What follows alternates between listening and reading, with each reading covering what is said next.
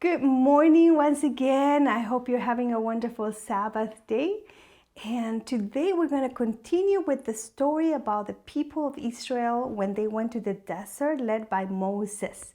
Moses was their leader and he took them through the desert. They were supposed to be going to the promised land, but there's always a but, right? People, even though they were being fed with the manna, every day for 40 years, they received this wonderful food. They had water, maybe not in abundance to go swimming, but enough to drink and cook with that. And they were being guided by the cloud that protected them from the sun and the heat in the day, and the one that had the warmth for the nighttime when it was cold. And yet they started to complain against God and against their leader, Moses.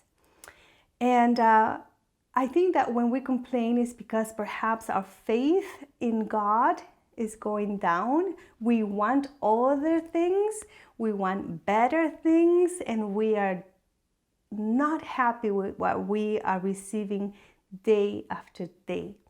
So today's lesson, you can find it in the book of Numbers, chapter 21, verses 4 through 9. Very, very little bit for you to read, and it's amazing what it tells you about the people of Israel. So they complained to God and to Moses, and God was not happy with it. You know, God could do this and we would be dead, right? Well, what God did was he sent snakes. I mean, in the desert already, the desert is filled with snakes. But for some reason now, the snakes came from all over the place. It was like the virus, okay? Almost every tent had one person dying from the snake bites.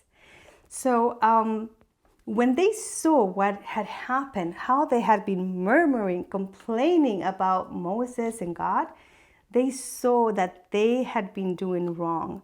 They should have been thankful. They should have had faith that God will lead them to the promised land, but they did not. And therefore they went to Moses and asked Moses, please, Moses, we know we have sinned against God and against you, and we want to ask for forgiveness, and please pray to God for him to forgive us. And so what God did, because these people were coming from a pagan society, the Egyptians were very pagan. They used a lot of gods and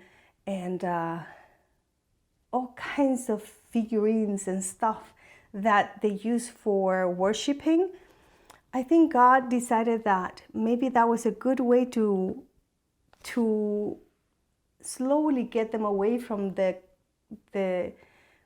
culture that the Egyptians had. And so God asked Moses to build or to make a snake, almost like a statue, a bronze snake, and to place it on a stick. And so we have Moses here with the snake with a bronze collar, and the people that had been bitten by snakes, they will surely die. But if they looked up to that snake that Moses was holding, they will be healed. So amazingly enough, that's what happened. Those who did not believe and did not do what God once again had told them to do, throughout the whole history, God has said to us, do this, do that. But when we disobey, there are consequences. Just like when we disobey our parents. Remember is it the 5th commandment? Honor thy father and thy mother. If you don't do what your parents tell you, if you're going to cross the street or you're going to go down the hill and then your parents say, hey, stop there, don't continue. You keep going up, yeah, you might get hit, right? Or something will happen to you. The Bible says that even your life can be taken. So in the Bible, God has tested the human race many times. And in this time, he said, if you look at the snake, then your life will be spared.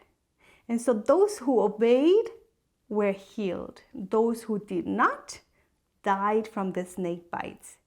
And so once again, kids, remember, obedience is a major thing as we grow older into perhaps a better experience when you start working, or even when you go to college.